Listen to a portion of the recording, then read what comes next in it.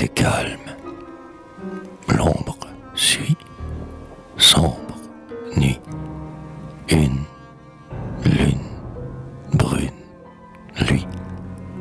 Tranquille, l'air pur distille l'azur, sage, engage, voyage. Bien sûr, l'atmosphère de la fleur régénère la senteur, s'incorpore, évapore pour l'aurore son odeur. Parfois la brise des vers ormeaux passe et se brise au doux rameau. Au fond de l'âme qui le réclame, c'est un dictame pour tous les mots. Un point se déclare loin de la maison. Ça vient une barre, c'est une cloison. Longue, noire, prompte, plus rien ne la dompte. Elle grandit, monte, couvre l'horizon. L'obscurité s'avance et double sa noirceur, sa funeste apparence. Prend et saisit le cœur. Et tremblant il présage que ce sombre nuage renferme un gros orage. Dans son énorme horreur, au ciel, il n'est plus d'étoiles. Le nuage couvre tout de ses glaciales voiles. Il est là, seul et debout. Le vent le pousse, l'excite. Son immensité s'irrite. À voir son flanc qui s'agite, on comprend qu'il est à bout. Il se replie sans mot sel, resserre ses vastes haillons, contient à peine l'étincelle qu'il ouvre de ses aquilons. Le nuage enfin se dilate, s'entr'ouvre, se déchire, éclate, comme d'une teinte écarlate, les flots de ses noirs tourbillons. L'éclair jaillit, lumière éblouissante, qui vous aveugle et vous brûle les yeux, ne s'éteint pas, la sifflante tourmente, le fait briller, étinceler bien mieux.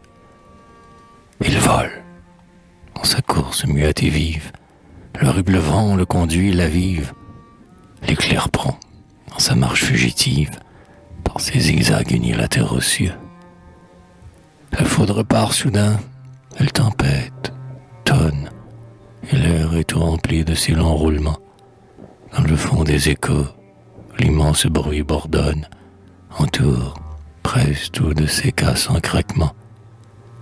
Elle triple d'efforts, l'éclair comme la bombe, se jette et rebondit sur le toit qui succombe, et le tonnerre éclate, et se répète, et tombe, prolonge jusqu'aux cieux ses épouvantements.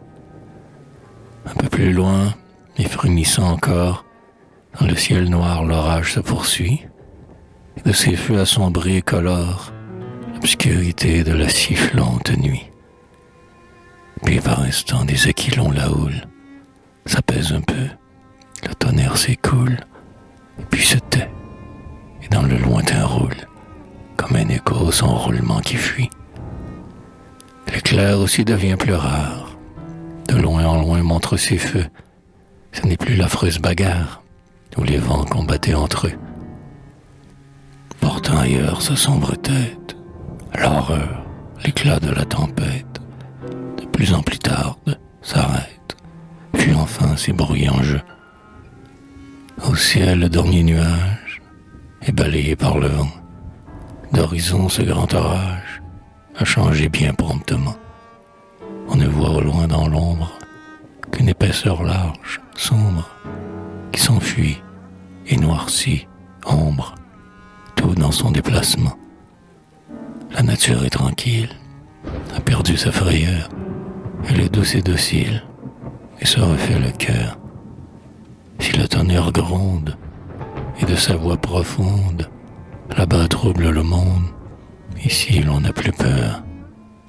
Dans le ciel l'étoile, un éclat plus pur, brille et se dévoile, au sein de l'azur. La nuit dans la trêve, qui reprend et rêve, et qui se relève, n'a plus rien d'obscur. La fraîche haleine du doux zéphyr, qui se promène, comme un soupir. À la sourdine, la feuille incline, la pateline, et fait plaisir. La nature est encore bien plus pure et s'endort. Dans l'ivresse, la maîtresse, un cyprès, un hutte d'or.